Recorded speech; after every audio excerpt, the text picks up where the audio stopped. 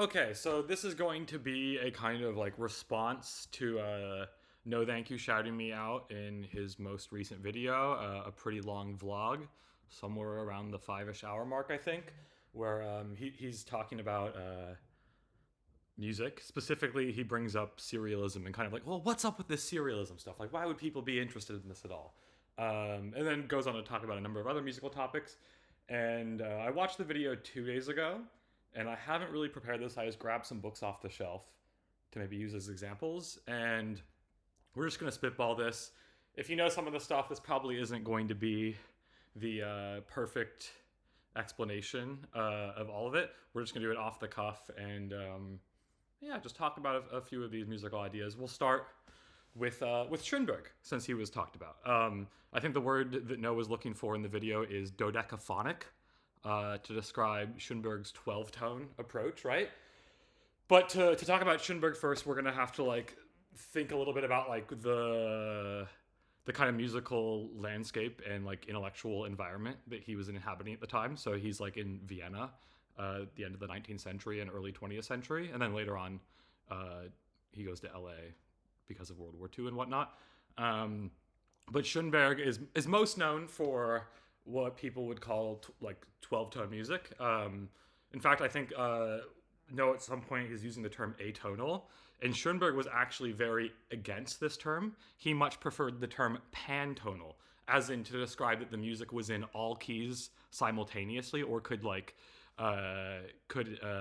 all keys could coexist in the music, right? So it's not that there were no keys. And Schoenberg, in a sense, is kind of in between two major like late romantic movements. One being the kind of more Wagnerians, and people like Bruckner, and you could even maybe say like Mahler and whatnot, which is music that is becoming a lot more chromatic in its harmony, changing key tonal centers like very quickly, modulating a lot. But still all using like the framework of functional harmony. And functional harmony, easy way to explain it is that like certain chords, there's types of functions. So you could kind of break everything down to 4-5-1, predominant, dominant, or predominant, dominant, and tonic. Or in jazz, it'd be 2-5-1, but the 2 still also has predominant function.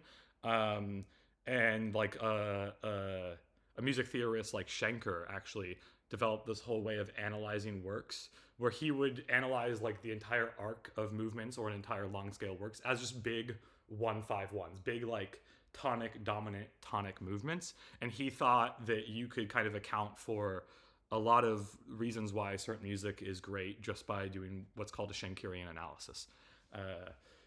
And tracking essentially how voice leading moves from 1 to 5 to 1 over the long form of a piece.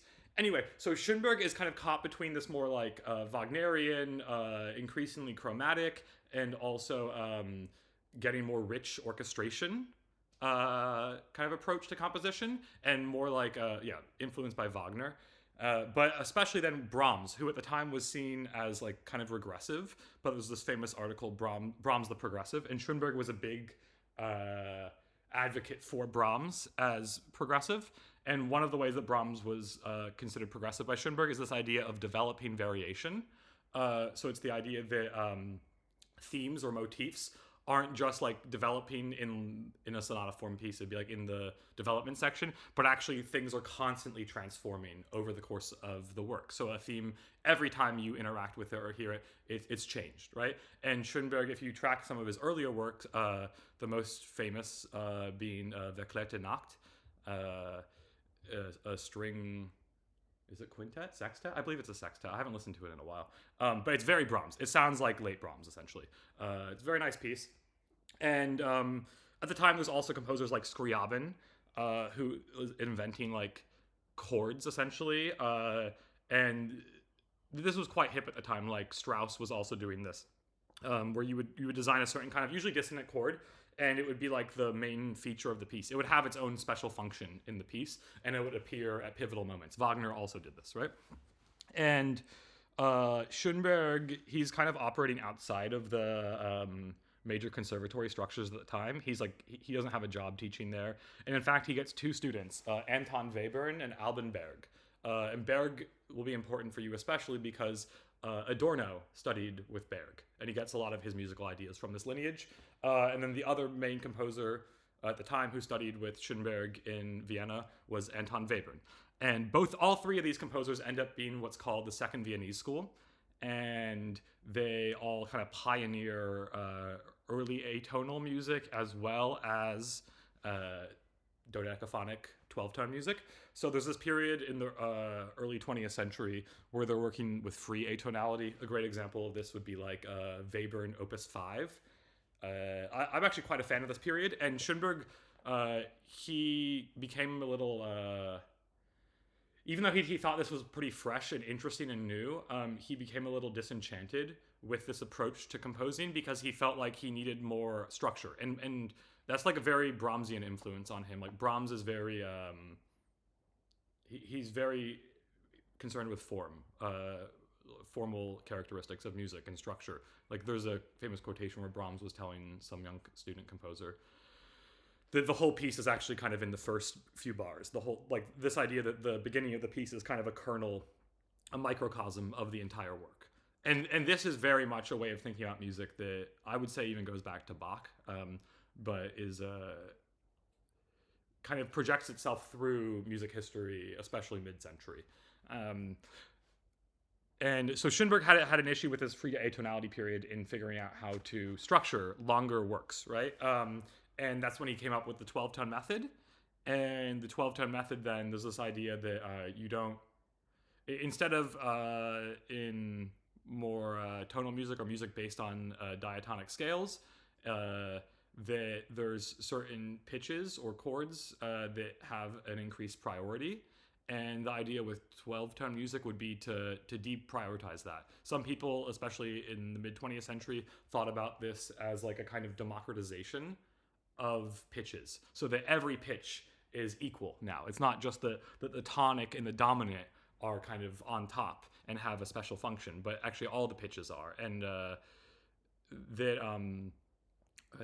one of the rules you could say with some early dodecaphonic music is that you don't repeat a pitch until all 12 have been used, right? So you're kind of cycling through all 12 to kind of keep their equality and equal distribution throughout the work.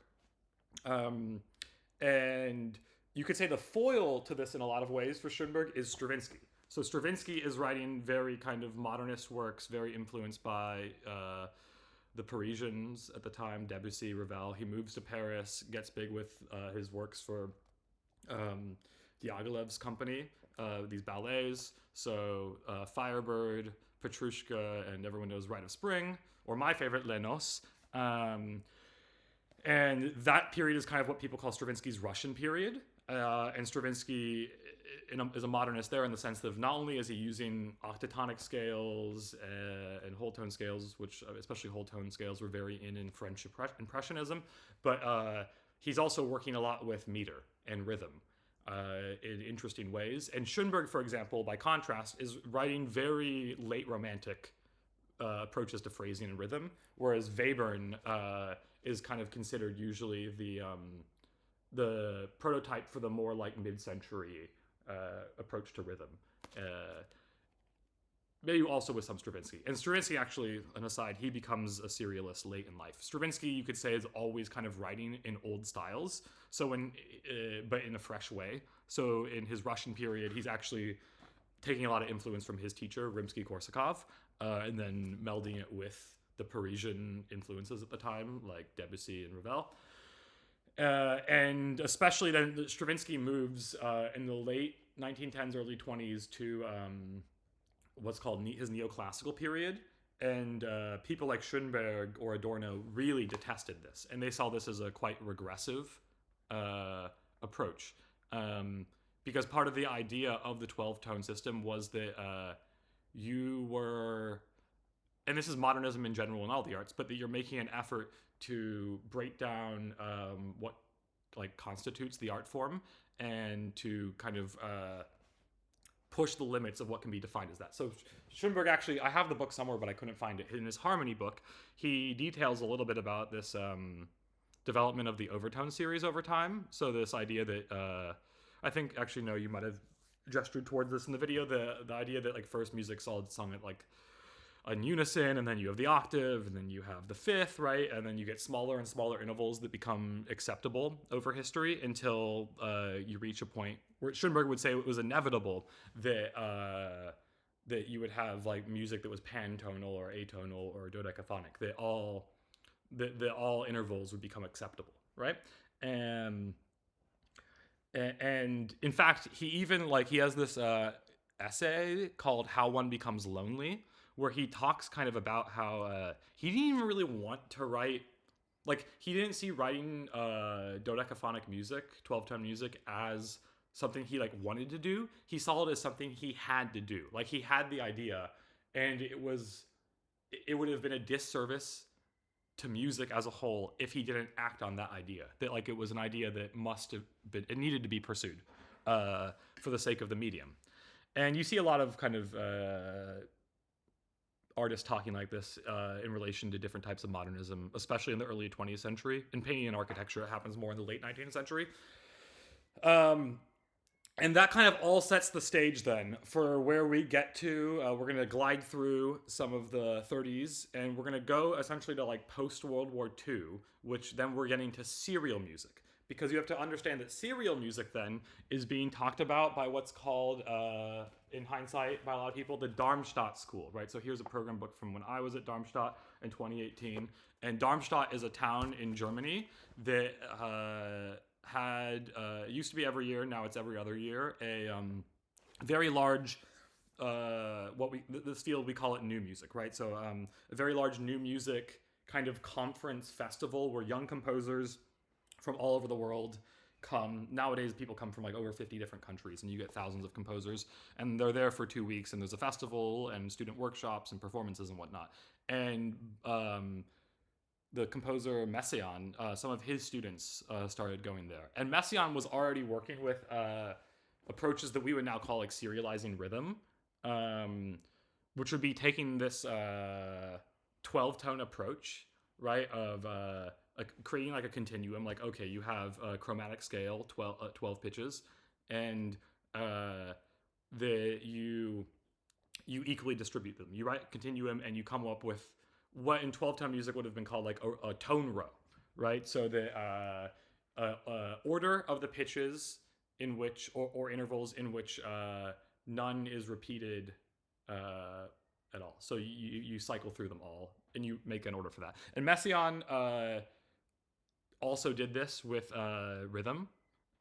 So you can imagine like you could say your smallest rhythm is going to be a, let's say, 30-second note, and then you have a triplet 16th note, and then you have a 16th note, and then you have an 8th note, and then a dotted 8th note, right? You can make a kind of continuum of duration, and then serialize that aspect, that parameter of the music, right?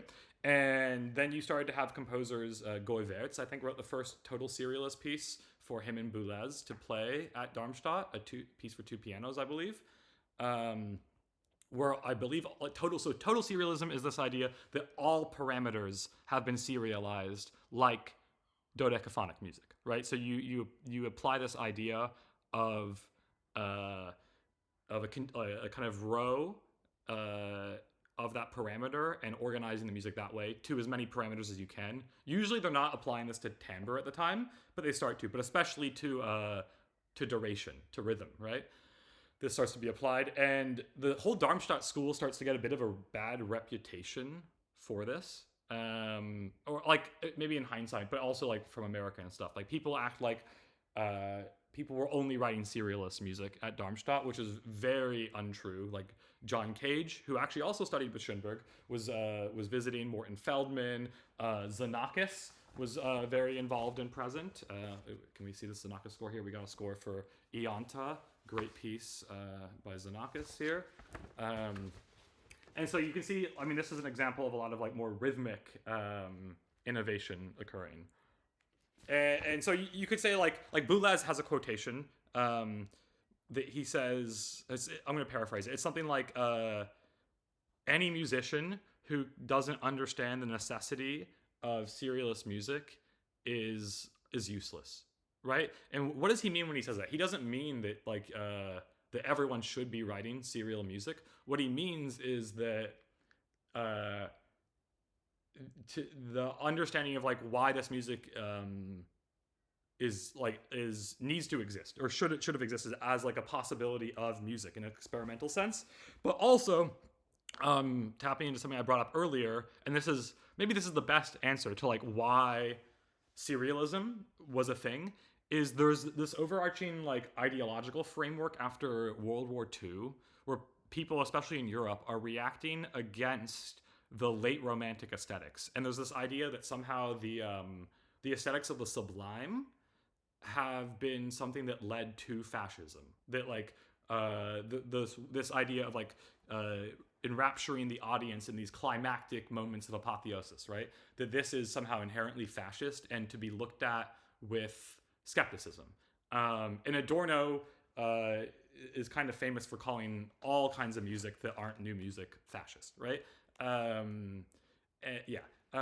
And so the idea would be that not only is serial music a way of kind of ensuring that you don't fall into these previous aesthetics that led somehow culturally to fascism, but also that people would talk about democracy, like serial music as being that all the pitches are equal, all the rhythms, the durations are equal, right? So the way the music is structured symbolically reflects equality somehow. And I mean, there's something funny about this because, like, from the outside, this could be seen as quite just like a intellectual exercise, right? This idea that, for example, you could say, okay, the music is quite inaccessible. Like, how is this helpful for democracy? It's very different than like Soviet composition, for example, which was not producing lots of serial music. I don't know how much more we want to go into on serial music, but maybe I actually just want to touch on like getting to noise. So John Cage is a great way to segue between this because Cage was already talking about like the idea that all sounds are useful. Just like if you take the Schoenbergian approach of all pitches are useful, and Schoenberg even like theorized about like microtonal music and whatnot, but that you take another step farther. It's not just that all intervals or all pitches are musical, but that all timbre, all sound is musical or can be musical. But actually, this idea goes back a lot earlier than Cage, and to another composer based in California, Henry Cowell. So Henry Cowell actually writes an essay in the 20s called, can we see it here? The Joys of Noise. And in this essay, he starts to say, or this is an excerpt, but he says, music and noise, according to a time-honored axiom, are opposites. If a reviewer writes, it's not music but noise, he feels that all necessary comment has been made. Within recent times, it has been discovered that the geometrical axioms of Euclid could not be taken for granted, and the explorations outside of them have given us non-Euclidean geometry and Einstein's physically demonstrable theories. Might not a closer scrutiny of musical axioms break down some of the hard and fast notions still current in music theory today, and build up a non-Bachian counterpoint, a non-Beethovenian harmony, or even a non-Debussyan atmosphere and a non-Schoenbergian atonality? And he goes on to talk about like he has a lot of interesting ideas about polyrhythms and noise. He says, since the disease of noise permeates all music, the only hopeful course is to consider that the noise germ, like the bacteria of cheese, is a good microbe which may provide previously hidden delights to the listener instead of producing musical oblivion. Although existing in all music, the noise element has been to music as sex to humanity, essential to its existence, but impolite to mention. Something to be cloaked by ignorance and silence. Hence, the use of noise in music has been largely unconscious and undiscussed. Perhaps this is why it has not been developed, like more talkative elements such as harmony and melody. The use of noise in music today is little beyond the primitive. In fact, it's behind most native music, where the banality of the thumps often heard in our concerts would not be tolerated. Men like Varese in his Hyperprism or Arcana, or Bartok in his Piano Concerto, where he uses percussion noises canonically, render a service by opening a wide field for investigation, although they arrive at nothing conclusive. If we had scales of percussion sounds, with each, quote, key determined by some underlying quality, such as drum sound, cymbal sound, and so on, we could produce music through the conscious use of the melodic steps that would then be at the disposal of the composer. Perhaps this is one of the things music is coming to, and a new chemistry of sound will be the result. Right, and there's also, I'm sure a lot of people know about, like, Luigi Russolo. Yeah, so he also has this, The Art of Noises, the Futurist Manifesto. I also have that essay here. And what year is this from? It's pretty early. I think it might even be 1910s. It doesn't say the date of it here. I believe it's the 1910s. There's also like a Varese essay called The Liberation of Sound from 1936, where he begins talking about new instruments and new music and electronic composition, and talking about like composing in relation to, instead of like pitch and rhythm, he talks about composing in relation to zones of intensity. Right? So all of these ideas are actually kind of coexisting in early modernism in music, while like things like the 12-tone music is also becoming increasingly prevalent, right? But John Cage kind of puts this, like he's the most kind of clear cut about this, and makes it more of a sustained effort to talk about this. Like he has this essay called The Future of Music, Credo. And he talks about, like, I believe that the use of noise wherever we are, what we hear is mostly noise, right? So he talks about how everything is noise, right? All sound is noise. But he also relates this very tangibly to Schoenberg's 12-tone method, right? He says new methods will be discovered bearing a definite relation to Schoenberg's tone system, right? So he's talking about that, like, once you open up this idea that all sounds, all noises are musical, that, of course, similar to the way that the free atonality period in the Second Viennese School like led towards a desire to structure that material. That also then once you have unleashed this idea that all sounds are musical, all noises are musical, that then you start to want a way of organizing, right? And he even he talks about this by saying Schoenberg's method assigns to each material in a group equal materials, its function with respect to the group. Harmony assigned to each material in a group of unequal materials, its function with respect to the fundamental or most important material in the group. So here he's talking about what I talked about earlier, which is the difference between functional harmony being a kind of symbol of a hierarchical system in society, and the more 12-tone approach being like symbolic of democracy. He says Schoenberg's method is analogous to a society in which the emphasis is on the group and the integration of the individual into the group. So it's quite funny because, unlike how we might think about a lot of modernist artists, people, especially composers in contact with Schoenberg, like Cage, who studied with him, really consider this as a kind of anti-individualist music. And you can see this, the idea, it's very much pushing back on the idea of like romantic self-expression. This idea that the artist is expressing themselves through their artwork, right?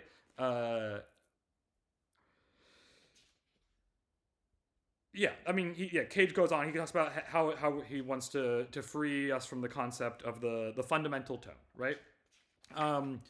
And yeah, this kind of, you could say, the Cagean idea that all sounds are music ends up becoming like increasingly ubiquitous, and you could say eventually leads into much more of the way I think about music, maybe, which we'll get to later, which is that for me, music does not take this kind of the starting point is not sound, right? So some people might say, in fact, I had in high school I had a MIDI composition class, right?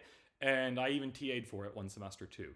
And the first day of MIDI composition, the teacher would we would spend the day talking about what music is, and everyone would go around in the class and they would try to say their idea of what music is. And over the course of the lesson, we would be expanding our idea of what music is. It would get like larger and larger and larger, and usually by the end you would end up at something like music is the organizing of sound and time, right? And you might think, oh, that's a pretty liberal definition of music. But what if we don't take sound as the starting point, and what if we take this is kind of a more like postmodern approach, but like the cultural practice of music is the starting point. So what does it mean to make music and musicking, and also to compose? So I would say like the way I look at music is much more or composition is the organizing of material in time or symbols in time. And so these symbols can be pitches, they can be sounds, they can be movements, they can be video, they can be lights. But the kind of following a logical conclusion of like the Cagean approach would be to essentially abstract this idea of the cultural practice of music and composition to essentially accommodate all material. So music now isn't just organizing tones in time. It's not just organizing sounds in time. It's organizing material in time, specifically when it's presented in a musical context, right? Which is similar to how things you could say work in the art world, where I think most people have who work in the contemporary art field have an understanding that that art is always defined by context, as in like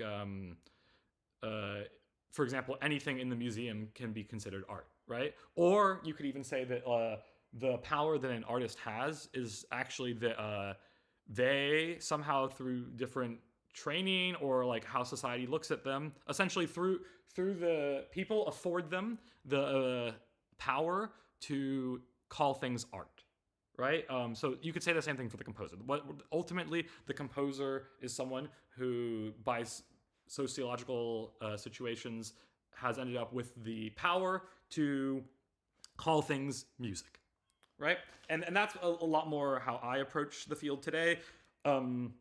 Just going back on serialism for a second, I just want to say that like you're not going to find serialists today, right? The people who might be writing serialist music are usually writing it as like an exercise in the conservatory, like maybe in their bachelor's or maybe even in pre-conservatory. The only music I ever wrote that was serial was all like that, or like, yeah, exercises, etudes in my bachelor's study. You're not going to meet like professional composers today who are like, I write serial music. I mean, serial music is like a mid 20th century phenomenon by and large. But what's interesting then is to get into some of these notions about like the overtone series that you brought up and some other late modernist movements in music. I want to specifically talk here about spectral music. So spectral music does really hone in on kind of what Noah was saying, this idea that music stems from sound, right? So spectral music at its core is the idea that it's based on the idea that like sound is the fundamental starting point of music. And so what's often called as like the first true spectral piece is this piece Parcelles by Gerard Grisey. And Grisey, like in this piece, he takes the attack of, I believe it's a low E on the trombone, and he does like a Fourier transform analysis in FFT to analyze all the partials and how the sound transforms over time. And then he essentially like slows it down and orchestrates that for an ensemble. So that he's taken this analysis of the trombone hit and composed a kind of larger piece that is all structured around a spread out version of that. And there are a lot of different, like especially microtonal approaches, like the just intonation type people who are very concerned also with this idea of like physics or psychoacoustics as kind of the fundamental building blocks of music. And I actually like a lot of these composers. One that I quite like a lot is Catherine Lamb. But my personal issue with a lot of this way of talking about music and the kind of ideology that surrounds both like psychoacoustic approaches to composition and music, as well as more like spectral and overtone series based ones, is it falls into what I've pejoratively named the acoustic supremacy complex, which I've done a lecture about a number of years ago.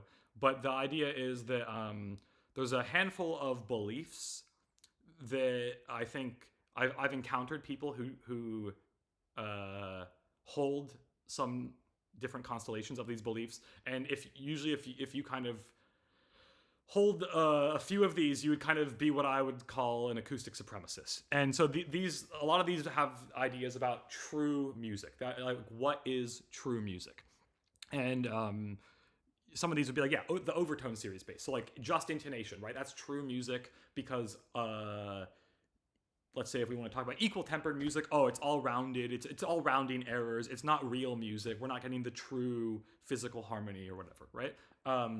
But also other like acoustic supremacy complex beliefs would be things like believing that analog is inherently better than digital, believing that live performance is inherently superior to fixed media, believing that internet communities are inherently like lesser than physical communities, right?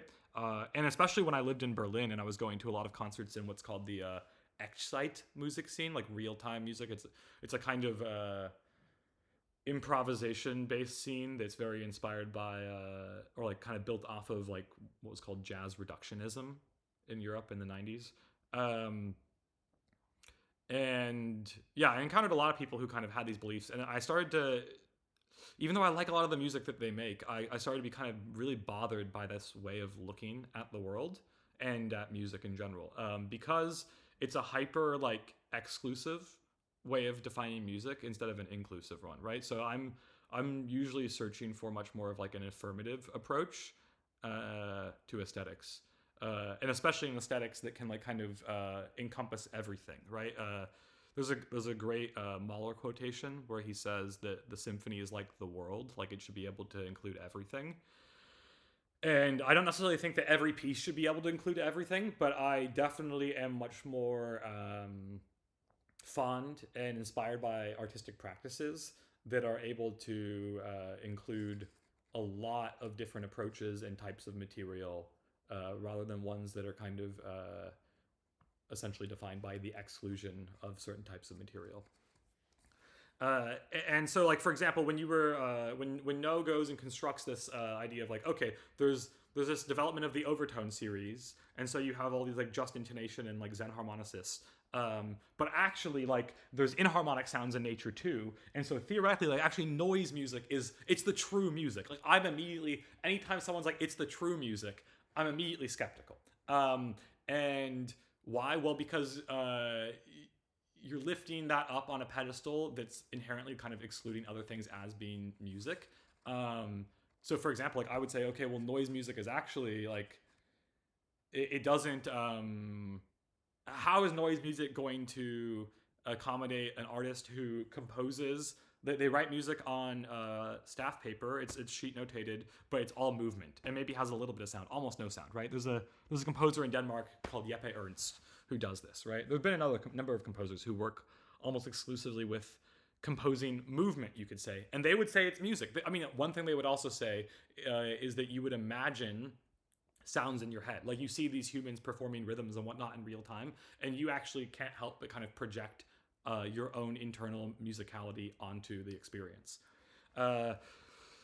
Yeah, so I would actually say that the noise music is not the most like accommodating definition of music, but I do agree that it has an interesting sweet spot between being hyper accessible in practice and niche in like interest, as in like anybody can make noise music, but not everybody will be interested in noise music, right? And that is pretty enticing about it. As someone who's like kind of attended various things at noise scenes and gigs throughout the years, I often quite like them, but I think one of the things that I grew the most like bored of maybe is that there's kind of a level of ambition that often isn't superseded, and a kind of a lack of sustainability, which some people might see as like a very positive thing, that like, you know, professional noise artists don't really exist. And some people would say professional artists shouldn't exist, and that's an interesting perspective. But I have a bit more of this feeling that if you're going to give so much of your life and your time to something, and really, yeah, especially your youth, that it shouldn't be the community should be making an effort for people to be able to kind of age into that and have a real life. And it's very hard in experimental art, right? But it's one of the things that at least the kind of contemporary composition scene, because it's tied up with a bunch of institutional funding and whatnot, like there is some hope at least of a sustainable life, even though it's actually always very precarious. But so there's one that like the noise scene, noise is inherently kind of unsustainable, and there is a kind of romantic aspect to that, you could say. Or you could say it is sustainable because people will just get another job and they'll perform noise on the side, right? A lot of people do this. But also there's the kind of standard DIY event format of like, we're going to go see 3 sets and everyone's going to get like a half hour to set up for their set or do a sound check. And while this can work for a lot of things and it is like low overhead and whatnot, it's kind of inherently unambitious. And as someone who's like been to 50 plus concerts a year every year for nearly 2 decades, like coming up on that, like I've been to thousands of concerts, and you start to I produce concerts, and like you care a lot more about what an event is and the ambition behind an event and the scope of it, and feeling like the people putting on the event really care about showcasing something. And I don't know, when I was going to all these Excite music gigs in Berlin, I often felt that it was rare that I thought there was nothing good on it. Like I almost always liked something on this like kind of 3 set format event, but I almost never loved something. I never saw something that was like more mind blowing. And over time, maybe I just got a little bit bummed out about that aspect. Like I'm less interested in recorded music, you could say, and much more interested in the live event. And so there's also, you just start to think about different ways that you can compose with the live event, and kind of especially things like making the whole event kind of a single artwork or curating it in a way that it's a total experience, right? Of course, it's just nice to have a variety of that, especially if you're someone who goes to a lot of concerts. Anyway, that was a long tangent. But then I want to kind of get to how you could say, in some ways, the spirit of noise is one of. Okay, we'll take a small tangent to talk about Japanoise for a second, because there's a great. I think he has a full book now. I actually haven't read the full book. There's an ethnomusicologist. We had to read him in my bachelor's in my music and globalization class. He, I think he teaches at UC Santa Barbara. What is it? Novak? What's his first name? His last name is definitely Novak. And he wrote this essay. He wrote a whole book on Japanoise, but before that, he had a really interesting essay called, I want to say it's something like 5x3 Coffee House or something like that. And he talks about how actually noise music in Japan, as he tells the story at least, kind of originates from Japanese coffee house culture, like jazz coffee house culture, where in Japan, you've probably seen this, like, actually it's in like Gochiusa and stuff like that, and in Sanaboichi, these kind of more boutique cafes where the barista's job is to not just like serve coffee, but also to kind of DJ and be very like particular about the funiki, the atmosphere that they create. And jazz coffee houses in Japan really had this vibe, and they would also host gigs and whatnot sometimes. But apparently there was like an increasing desire for a kind of uniquely Japanese approach to jazz, because some people were feeling like, okay, this music we're making here, like this is actually just an imitation of American jazz, right? Like it's not really doing anything that's fresh and new or that's uniquely us. So they kind of took the spirit of jazz and it ended up becoming noise music, which I think kind of makes a lot of sense. And so you have this element of noise that comes from the more composer background, a la like, Henry Cowell, Luigi Russolo, Xenakis, Varese, John Cage, a lot of mid-century modernist composers. And then you also have this more like later developed, but kind of DIY jazz influenced approach to noise, right? And what's funny is that like in the modern day, a lot of like young noise people are actually kind of existing at like a crossroads between these two, especially because like people are fairly aware of a lot of mid-century musique concrète now. But it's still like operating like DIY music scenes, like a punk or jazz type scene. Um, yeah, so I mean, there are definitely interesting things about that, and I don't know. The funny thing is, Cage was actually kind of doing this at the same time with artists, just not in like before the idea of punk, but he was like, for example, the early Cage percussion pieces from the works he was doing in the 40s, which I were actually kind of the first Cage stuff I got really into. Stuff like Third Construction and Second Construction. Like when they would go and tour these pieces in the States, the pieces call for like a number of kind of like very makeshift and like found objects that are played. And he would sometimes like they would throw away a bunch of the instruments after a gig, and then they would like drive to the next city to play the gig, and then they would just find the instruments like around. They would like kind of scavenge for the instruments for that gig, and they would rinse and repeat that, right? Which is a very kind of punky approach to musicking. And you could also say like the whole like no wave scene is very Cage influenced in some ways. I don't even want to go into that because that's not really my area of expertise. But I know a number of artists in that scene had contact with him, and also people like Glenn Branca had a lot of contact with like the post minimalists in America, well, who were also in New York at that time, like the Bang on a Can composers. Okay, have we run out of things to talk about? Are there a few more things? Oh yeah, maybe we could talk about like just some of then postmodern aesthetics in music. Like what happens when there's some saturation of the idea of musical newness, right? Because you could say one common theme in the way of looking at like 12-tone music, serial music, spectral music even, and noise music is this idea of the modernist expansion of what can be considered music, of musical material. So expansion of pitch, expansion of harmony, expansion of rhythm, expansion of timbre, expansion of form, and expansion of media, you could also say. And so when I was studying my bachelor's, we were the kind of aesthetic environment was very much what I would have called, well, nowadays, or like shortly after that, I would have called faux postmodernism. And I think this is really the dynamic in America.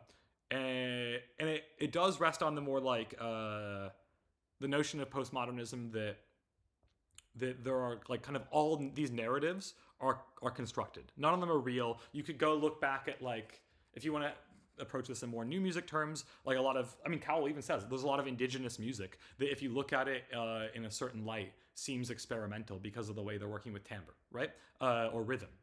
It's like so, but it's new in context of like Western art music hegemony, right?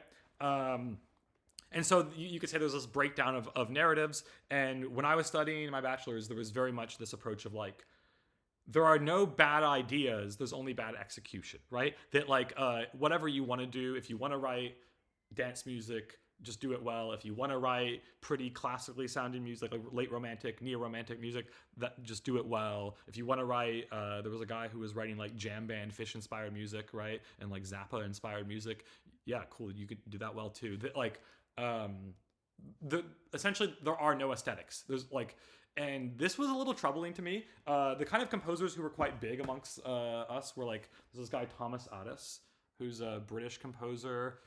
He's really a guy who I would say, like, he's such a well-known kind of, I don't want to say he's new music, but he's kind of like he get played by orchestras and classical ensembles, but I mean, this work is quite experimental. If you look at can we see some of the crazy meters in it? This is his piano quintet, which I would say is his most like rhythmically interesting work. And he's really like intersecting, he's at like the kind of triangulation of like post-minimal American aesthetics, with neo-romantic aesthetics, and also with some kind of like, he's very influenced by Conlon Nancaro and like kind of rhythmic precision and like notating feel. So like he actually, here's an arrangement he did to be able to play Conlon Nancaro's two of his studies for player piano. Conlon Nankar was an American composer who was a communist at some point, so he lived most of his life in exile in New Mexico. No, not New Mexico, in Mexico City, and he mostly composed a vast array of works for two player pianos, where he utilized their kind of superhuman abilities to write crazy kind of post-Bach contrapuntal music that like just is rhythmically on another level of what both like speed-wise and just like in terms of like polyrhythms that like humans could not play. And a lot of it is like kind of notating feel into it. So Otis is quite influenced by him, and he has kind of a some of his works have an intense like rhythmic complexity. At least his works from like the early 2000s do, because of that. And so Otis was quite big. His music is very pretty. It has big climaxes, but it also has some nice spiky harmony. He's very active with rhythm. And yeah, a lot of us in my bachelor's were quite into him. But I started to feel a little bit like, oh, there must be something else out there. Like this, I wasn't really happy with this faux postmodernist approach. Yeah, I had this inkling that like aesthetics kind of do matter somehow. And at some point, I discovered this composer, Johannes Kreidler. And I actually discovered him through a video of a lecture he did at Harvard called Sentences on Musical Concept Art. And I had actually already taken a course on, it was technically listed intermediate sculpture. Yeah, listed as intermediate sculpture, but it was a course on kind of like conceptual art from the 60s and 70s and the kind of dematerialized approach to making art. So I was kind of primed to understand this approach where he takes the Solowitz sentences on concept art and he like redefines them in relation to music terms and to musical practices, and then he also adds some sentences of his own. And then in the lecture he goes and showcases excerpts of works by him that exhibit some of these ideas. And this was pretty interesting. I won't say I was like immediately mind blown, but I remember showing the video and some of his work to a number of friends and being like, wow, isn't this crazy? And actually that summer I got quite into some of his more sound-based works, actually, some very microtonal pieces. Like he has this concerto for like, it's like a microtonal piano playback. There's no live piano, but it's hyper microtonal based on like gravity rhythms and like how like if you drop an object, how the pitch and the rhythm will change in tandem. Called TT1. That was the piece. Another piece called Living in a Box that has to do with sampling. And at the time, I became quite interested in sampling, both like as like a digital, sample, but also like quotation. So there was a work called The Law of Mosaics by Ted Hearn that's all made up of different types of musical samples. You could also say that there's a famous mid-century Darmstadt-ish piece called Symphonia by Berio that's also all composed out of samples, but it's like kind of a massive orchestra piece. I actually saw the first performance of it ever in Denmark recently, which was pretty amazing. And well, essentially I got more into Kreidler, and I was kind of searching for I became very interested in form. I was this is a very non-noise music. This is a very like trained composer way to think about things, I guess. But when I started writing pieces more for like ensembles and whatnot, the thing I became immediately anxious about, my music in relation to like works by older composers that you might study in school, that you might like analyze, is that I didn't really have any kind of rigorous approach to structure or form. And I became kind of increasingly anxious about how music was constructed. And the more I thought about this, the more I became a little frustrated, because I felt like the way that we think about structure and form essentially was very Beethovenian or Bachian. And that started to rub me the wrong way a little bit. Like I kind of felt like, oh, there must be something else out there. And I was revisiting some of Kreidler's more conceptual works, and there was this moment where I kind of realized, oh, the concept like is a way to legitimize types of form that would be considered like unacceptable without the concept. Like a great example of this is an early concept music piece, Pendulum Music by Steve Reich, right? So Pendulum Music, if you don't know the piece, you can tab over and look it up. But it's there's some speakers, there's some, I think, is it 4 microphones hung over the speakers. The performers, 2 on each side, pull the mics back and let them go, and they swing like a pendulum. And the speakers are directly below the center point of them. So when they swing over the center, they create feedback into the speakers, right? And it's an example of like a process work, and a lot of conceptual art is process based, right? This idea, Solowitz sentence, something like the concept is a machine that generates the work of art, or you could say the concept like it's an algorithm that generates the work of art, right? So that you have the idea, and the idea is actually what generates the material or the structure of the piece. And there was something very attractive about this to me because it seemed it seemed to permit some pretty radically different ways of structuring material or sound that weren't accommodated by this more like Beethovenian Bachian approach, right? And not only that, but that you could key the audience into like accepting that or kind of rationalizing that structure as like they can understand it because you do what Kreidler would call prepared listening. So you give them the concept, right? And that could either be like visually, they can see what's happening, or in a title, or it could also just be text that you literally say what is going to happen, and you can play with this occurring at different points in the piece, right? You can have a work where the concept is just forecasted at the onset, but there's also the opportunity to do something like where a concept plays out for a period of time, and then you interject with explaining the concept to the audience, and then they have this kind of recontextual approach where they now are understanding the material that happened before in a different way. And this was actually the phenomenon that I became really interested in when I was thinking about form, because at the time I was very into David Lynch, and I was obsessed with this feeling at the end of some of his films where you finish the film and there's some sort of information, some key clue, or like something happens at the end that recontextualizes your entire experience that happened before, right? And it makes you kind of immediately want to rewatch the film to put the pieces together in real time again, like knowing what you know after completing it. And so I kind of saw like different ways of preparing the listener as also part of that. Yeah, and this ties in with the Kreidler's idea of like making music with music, right? And sampling. Then, if you could, for example, if you use video to show where you got a sample from, now you're not just like evoking the sound, but you're actually, even if the listener doesn't know the source of that sample, by having like a video clip that cuts between different videos when the sounds cut as well, you are kind of indexing those sounds as discrete samples, right?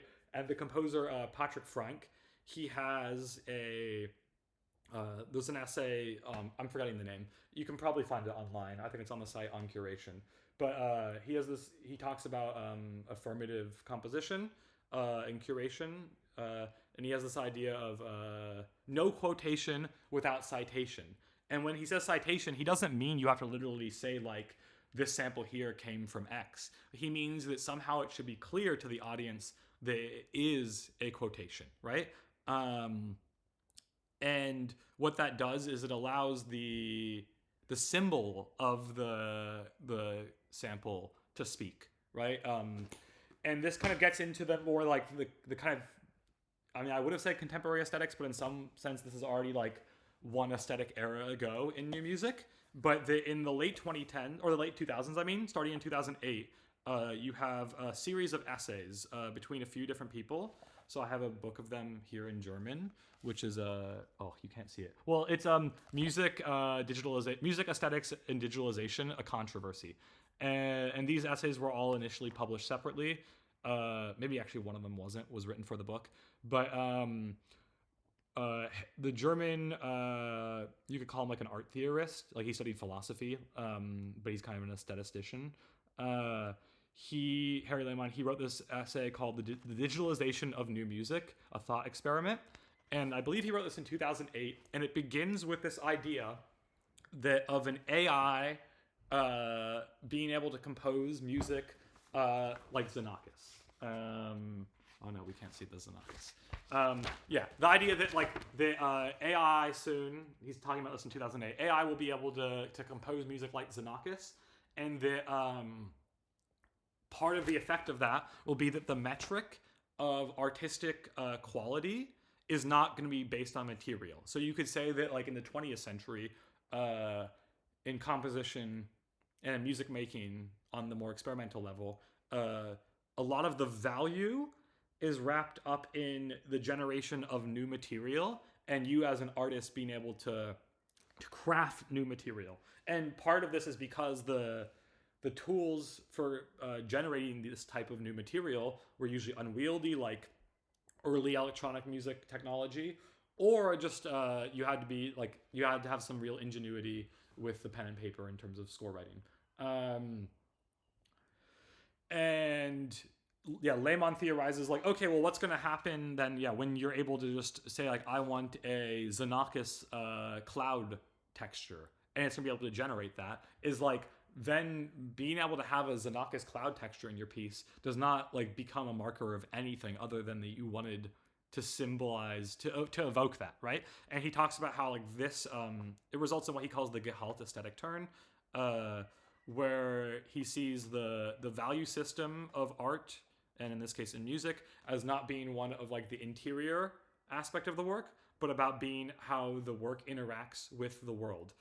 So in the sense like how the work operates symbolically and attaches to different ideas in the world, and then creates this like relationship with the listener where through interacting with the work you're interacting with all these ideas, and that is kind of where the artistic experience takes place, which of course you could say that that's actually always been how the artistic experience takes place. Like you could say that that actually all music has always been symbolic, that like if we're talking about like these Schoenbergian ideas of the tonal system, functional harmony being one of hierarchy, that's already a symbol. You know, it's an abstraction of what harmony is, or of 12-tone systems or serial systems being inherently democratic. Like that is also an abstraction, a symbolic abstraction of the music. When you listen to Structure by Boulez, you don't think like, oh yes, this is like democratic music, right? But if you're somehow prepared to like with that idea, you can make the connection, right? And a lot of musical practices actually are the result of this. It's just that it's easy to take our preconceived notions and our like learned context for granted, right? Because we're not usually self-examining it. So Lehman goes on to essentially say that like in this world, in this hypothetical world soon, which I would say we're very much already at now, but in 2008, he said in this hypothetical world when you're going to be able to generate material that is like any type of composer you can think of with a click of a button, then now all of the skill and the art of composition is actually like, what does this mean? Working with meaning. And this then he's able to tie in through later lectures to a larger project of new music, which would be this idea that like, so Anton Webern, who I talked about earlier, as one of Schoenberg's students, who he became much more the template of for the Darmstadt school and like serialism. Like Webern, because his unlike Schoenberg, yeah, he had much more active and fresher approaches to rhythm and also to timbre, I would say. Webern's one of my favorite composers ever, so I can hard rec listening to all of Webern's works. His oeuvre is quite short. He did not write a ton of pieces, and almost all of his pieces are quite short. So you can literally sit down and listen to all of the Webern works in like a few hours, and you totally should. But And Webern did a series of essays, which to some extent haven't aged super well because there's definitely some like proto-Nazi ideas in some of them. And Webern, I will say, like he was the only one of the Second Viennese School who stayed in Germany during the Nazi period. And some people would say that was also because he was very neurodivergent and had like, some people think he had Asperger's, but he was not good socially. Like he was supposed to conduct the premiere of the Berg Violin Concerto, and he had to get taken off the job because he couldn't stop yelling at the musicians, and he couldn't ever get through the first like page after multiple rehearsals. Or like there's the stories of multiple premieres of his and performances being canceled because he was just so unhappy with how people were playing his music. And yeah, but essentially, like he did this series of lectures called "The Path to the New Music," I believe in the 1910s or late 1900s.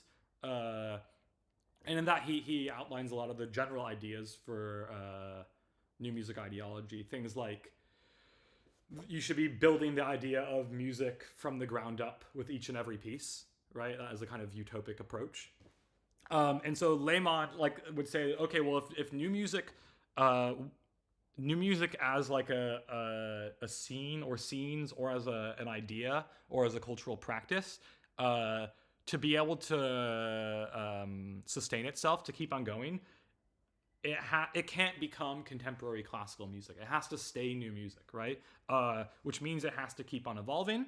And then he traces this idea of like the exhaustion of progress and of new material as part of the like 20th century modernist project.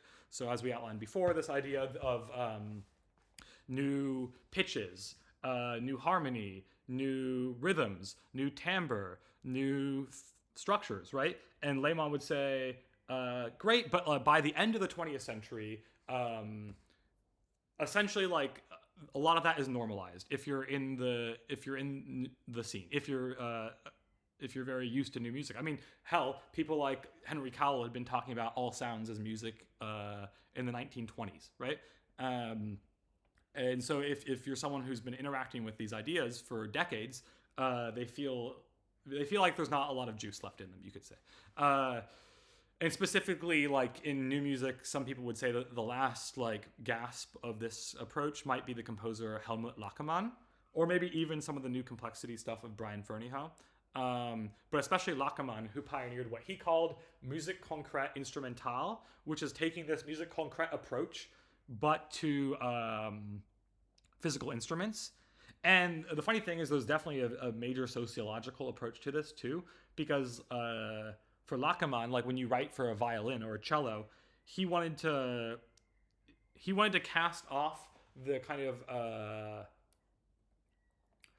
the codified ways of interacting with these interfaces. So, like someone who's a professional cellist has spent decades of their life learning to play this instrument to a certain kind of ideal, usually in relation to like romantic music, right?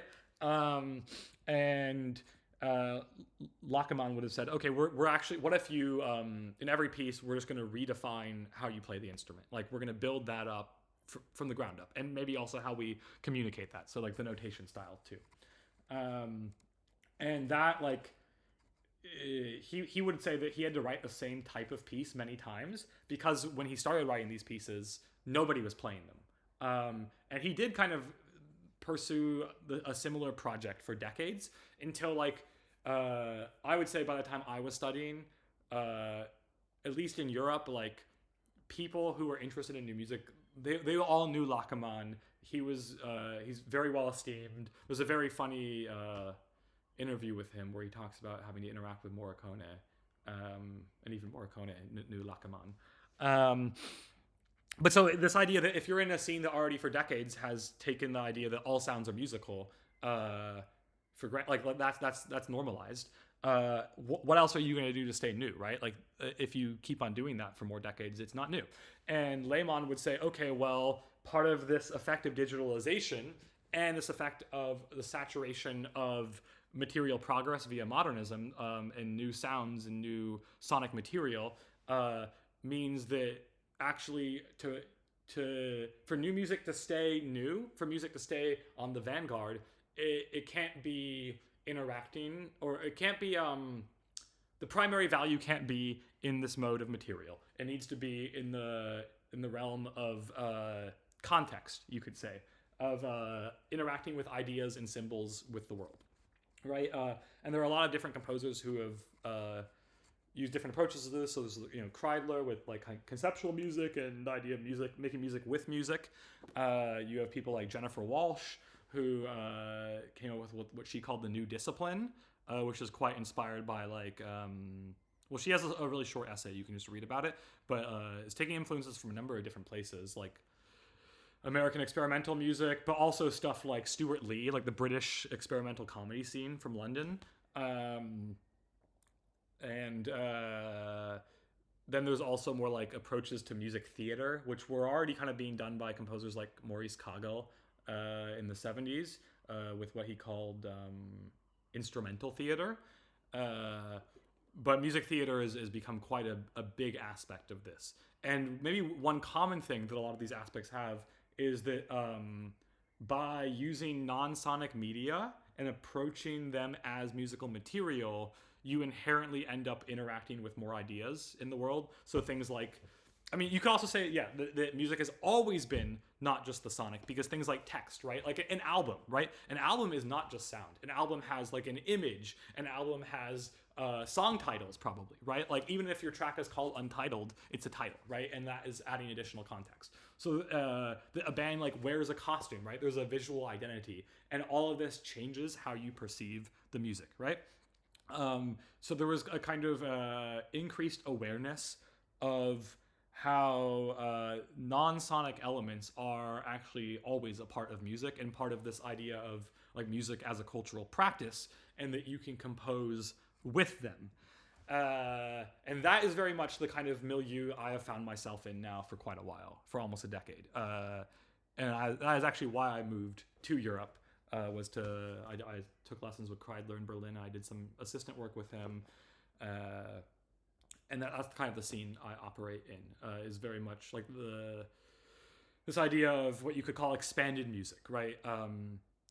Which is another way of just saying new music, I guess. But it's the putting specifically a delineation between what might be like historically called new music, especially in places like Germany, that would still feature a lot of late modernist work where like kind of the interacting with sound is kind of the primary feature and value system. We don't do that. We usually, I mean, it's not like we're anti-sound. I'm definitely still interested in sound, but I think what I'm most interested in is the organizing of material and time, right? And this would then lead to the main part of my practice for a number of years is what I would call curation as composition. But that's probably an entire video in and of itself. And this has already been quite rambly, so I don't think we'll get to that. But I don't know, what are we going to close off with? Maybe we can close off with a couple obvious concerns about some of these approaches. Like one is the more like, isn't this kind of all very ivory tower and exclusive? Isn't this music that's like, it's inaccessible? It doesn't have the great features that brought up that noise music has, which is that it is inherently hyper accessible because anyone can make it, but also it is not like very few are going to be interested in it, or it's like it nichifies itself based on just the aesthetic, right? Whereas some of the new music aesthetics I've outlined in this video have been they rest on a lot of layers of historical context, you could say, for understanding like why they are the way they are. I mean, this whole discussion here has all come out of trying to answer the question like, why serialism? You know, why was Schoenberg important at all? You know, like why would people even care about this now? And people, I mean, I'm not interested very much in serial music now, but it's a vital part of the history, you know? It's kind of like talking about anime, but ignoring the importance of something like Macross or whatever, you know? It's a vital part of the lineage, and also just it's actually kind of in a lot of ways one of the starting places of this idea of new music, which I would say new music as a concept, especially in a world where more music is produced every day than hours in the day. Like it is kind of inherently an elitist concept because new for who, new for what, new for when, right? And so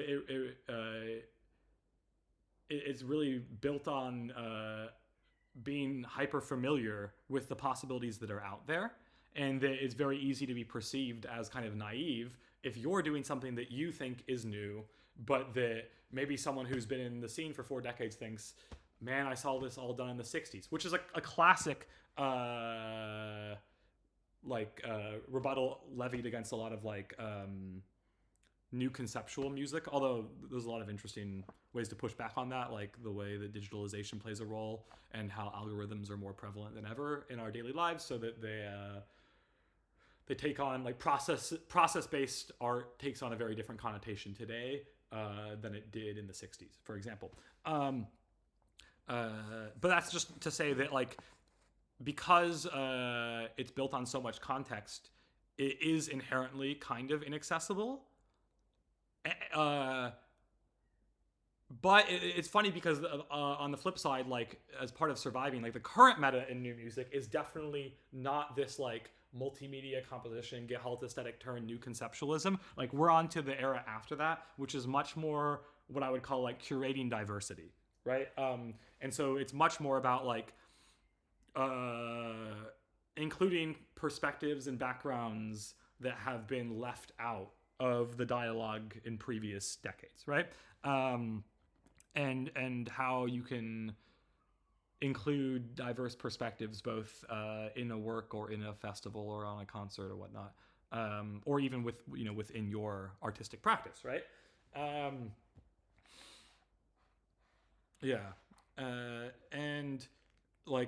that's I mean, I think it's interesting because it actually plays off of the gehalt-aesthetic turn, the idea of newness through context, because now newness is not just it's so not the material, or you could say in a sense it's the human material, the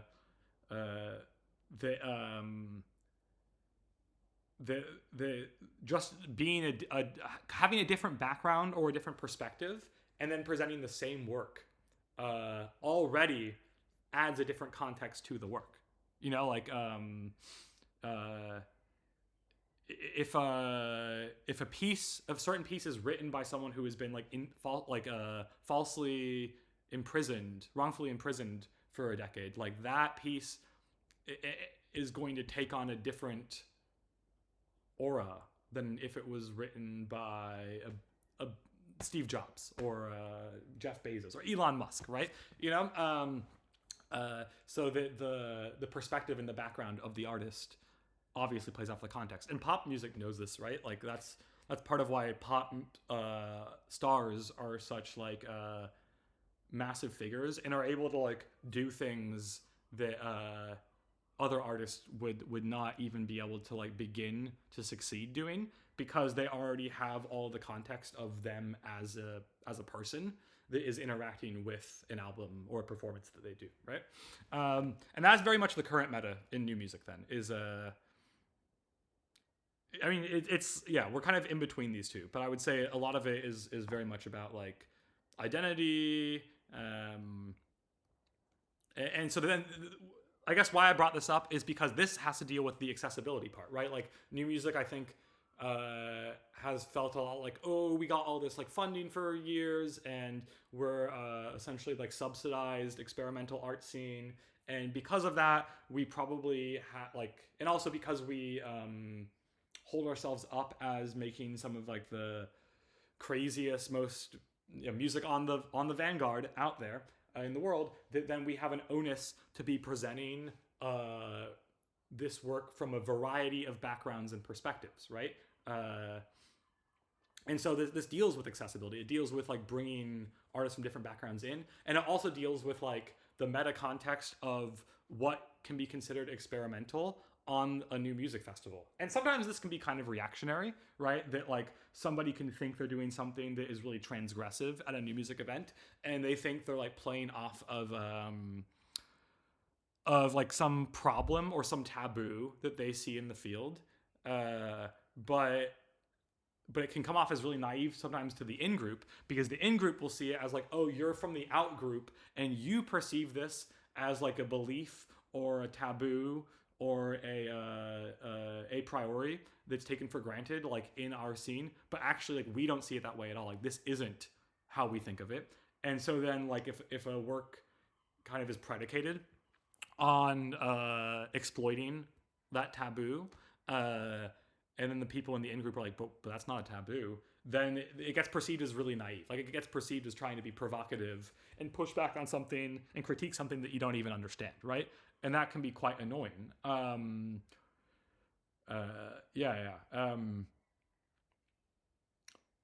But at the same time, there's this idea of like things can still be somehow radical through proximity, or like through like how they're contextualized. So there are certain types of performances that you might not think of as like the kind of core of what an experimental music or new music festival might be, but that you can contextualize them in a way that makes them feel more experimental than they would in their native context or like in a different context. And this is something I'm actually kind of quite passionate about, or I'm pretty interested in what I would call like curating the unmusical as musical. Yeah, I mean, one example is like we'll hopefully pull it off at the festival that I co-direct, but we want to bring this. We want to have someone bring this performer who speedruns Super Mario 64 on a MIDI drum kit, and put that on as a kind of live performance with people processing his MIDI data. Yeah, but so there's this problem of kind of inaccessibility is definitely one that the field's trying to reckon with, and yeah, I mean it's obviously the kind of weak point, and it's obviously the thing that noise music kind of gets right, you know, that anyone can join,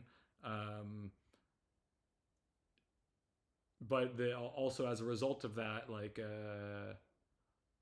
I don't know. Yeah, maybe actually I'm not gonna say as a result of that, but still, for me the core thing I go back to is kind of levels of ambition and like the role of the event and the scope of the event, and some of that definitely just has to do with money. That like if noise scenes were kind of subsidized in the same way, there might be like more grandiose events, and someone I mean some of the larger artists, I guess like Merzbow, I'm sure. I'm honestly not like a massive Merzbow guy, so but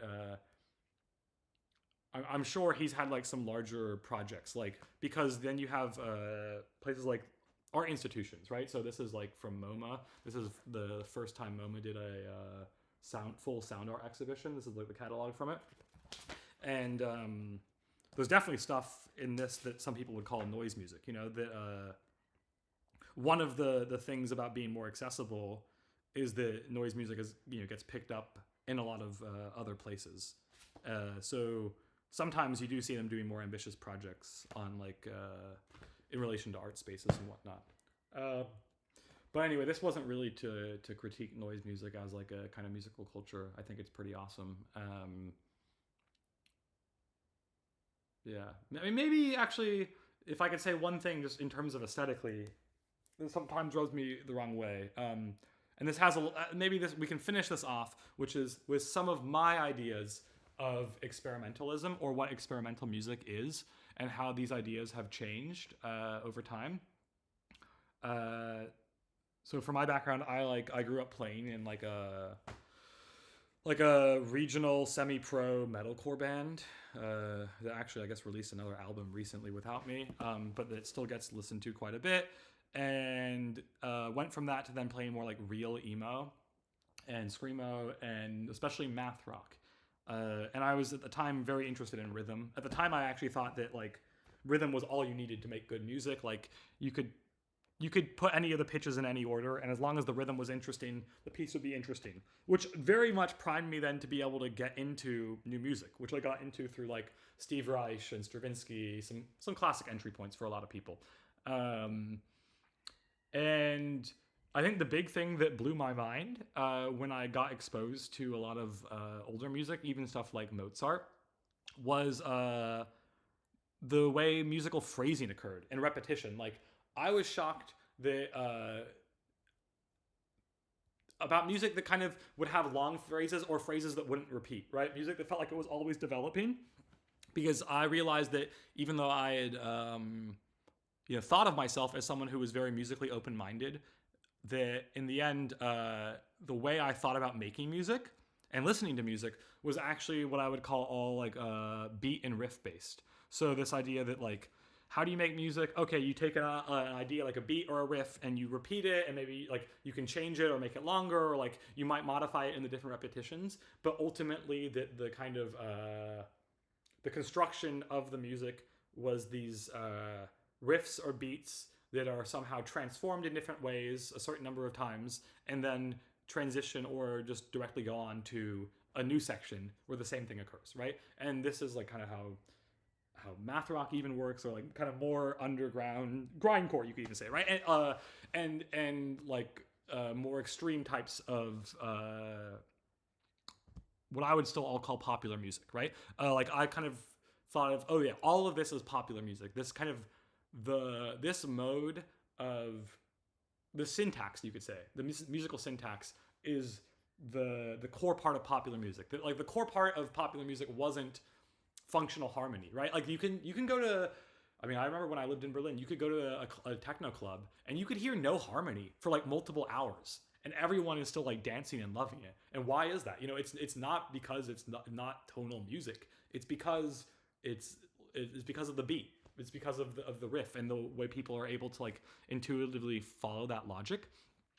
And so it's kind of like a reaction against this. I was like, anything that does that is not experimental. Like the music that's based on riffs and beats is inherently non-experimental, because this is essentially the logic behind like 99.999% of music that is made, right?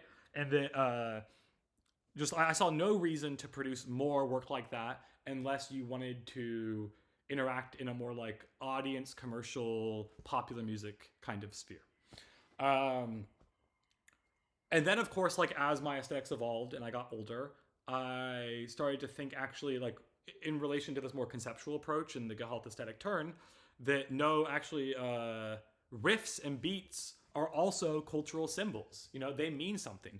And you can deploy that in interesting and experimental ways. You just need to somehow like work with that. It can't be it somehow has to not feel like it's there just because it's a given, but it's there because you decided it to be there. And the fact that the riffs or beats are made, or that the work is kind of operating on that logic, it says something. It's an intentional decision. And then this kind of gets into like this approach is also part of why like terms like ambient and noise have never really been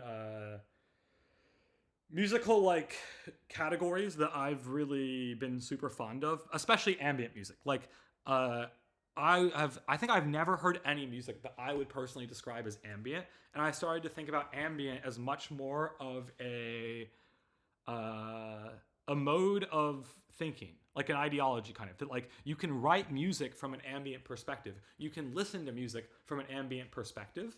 And so when someone is calling a work ambient, they're either saying like, I interact with this work from an ambient perspective, or I made this from an ambient perspective, or the artist who made this self-identified with an ambient perspective. But like I almost would never encounter something and be like, oh, it's ambient music, and I feel a little similarly about noise, but not quite as intense. Like noise makes a lot more sense to me, I guess, as a category, and especially as like a cultural practice.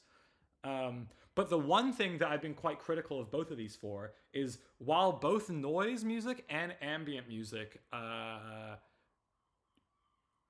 often resist the beat-based or loop-based or riff-based mode of organizing sound, they do so in a way that I would say is often what I would call like a wash. It's placating. And I know this sounds absurd to call noise music placating, and not all of it is, right? But it has to do with how we like perceive like sonic events or musical events. So this idea that like if you have for example like pink noise going constantly, right? Technically there is like variation in almost like every millisecond of that, but as a listener you don't perceive it that way. Like you perceive that pink noise as kind of like one object, right?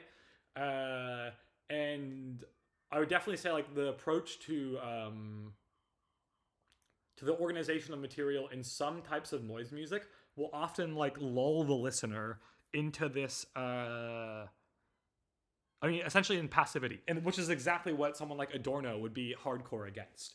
Like this is why he would call things like Stravinsky fascist, right? Or like he thought of repetition as fascist. Elliot Carter also famously said that the repetition is fascist as like a musical tool, and it's very easy to see why. Like repetition is a tool that's used to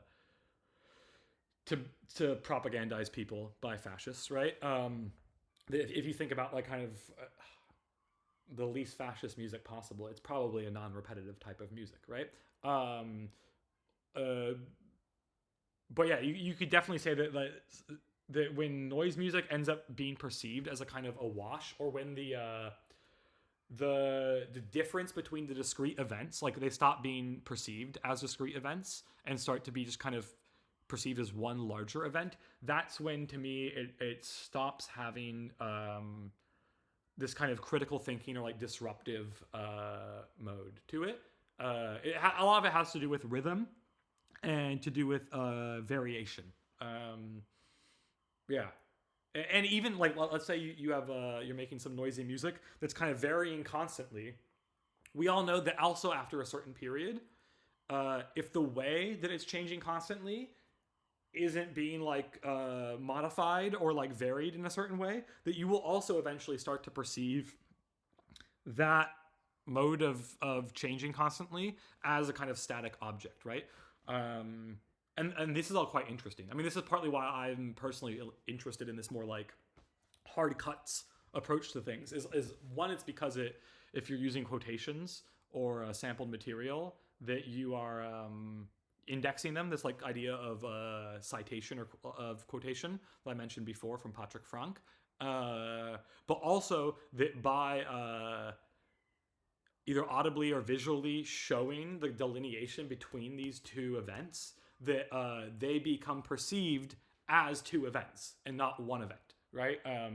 So that it's more disruptive, and it leads you to kind of constantly having to renegotiate how you're interacting with the work, right? It keeps you on your toes a bit more. Yeah, and to me, this is maybe like more. I mean, I guess it's more how I'm interested in interacting with art, and especially because I'm interested in seeing material as symbols, right? Vectors of meaning.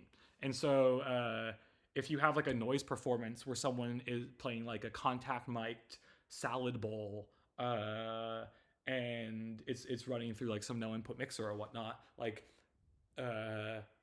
sure, that definitely has some vectors for like the violence of cooking or like food production, or I mean, if let's say it's done by someone who, let's say they walk in with a fucking suit on, like they just came off of their 9 to 5 or 9 to 10 if you're in Japan, 8 to 10 or whatever, salaryman job, and let's say you like go and you like rip the suit off and then you like aggressively, beat your salad bowl. That also has like an extra connotation, you could say, to it.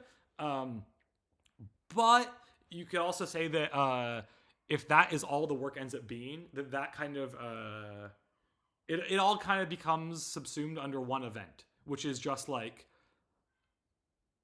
noise with salad bowl. That is like the core concept. And the interest, like when you talk to people who are usually a lot more into noise, they're much more interested in like some of the sociological things that go around on it, but also just like the raw affective kind of joy of it. And I've often heard people talk about some of this in relation to the author Brian Masumi. You guys might know he did the translation of A Thousand Plateaus, but he also is like a theorist in his own right. He also wrote the foreword for it, I guess. Yeah. But he has this idea of like affect theory, and I've known some composers who like tried to fight or like be like, I don't want to plug into this more relational approach to material. Instead, I want to go with an affective approach, but I want to really like critically think about what that might mean. And these people might be interested in like what's called precognition or like precognitive aesthetics. And so these would be like material that like you have a visceral reaction to before you can process it. Because like I would say that like, you know, all sonic material normally gets kind of filtered through our symbolic lens of how we look at the world. But there are certain sounds that like on an instinctual level, because of like our genetics and whatnot and how we've evolved over the years, that have that kind of bypass that. And so it's like sounds at certain frequencies that are like very alarming, or especially at like certain volumes, right? And noise music definitely plays into some of these like precognitive affect, raw affect, right? Like sound completely like trying to bypass even like the mental like the mental processes of meaning making, right? And like trying to elicit raw reactions before you can reflect on what you're hearing, before you even subconsciously reflect on what you're hearing. And that's also a pretty interesting thing too. I don't know, the kind of people I know who were interested in this were still very much like conservatory trained, like acousmatic-y type composers. I don't know people in noise scenes who are actually like, oh, I'm really doing some like Masumian affect theory aesthetics, but I'm sure it's out there. Yeah, so I don't know. Maybe this is a good place to leave off on. This has been kind of rambly, not super focused, but yeah, this is a long way of thinking about like, yeah, why the serialism thing, just responding to some of these musical ideas, trying to start some sort of nice dialogue. And if you're someone who's watching this and you have some questions, comments, want to respond, I'm sure I probably didn't get everything perfectly correct or eloquent here, so forgive me if you felt I've done some grave injustice to a subject you know a lot about. But otherwise, I hope you enjoyed this rant response type thing, and yeah, see you around.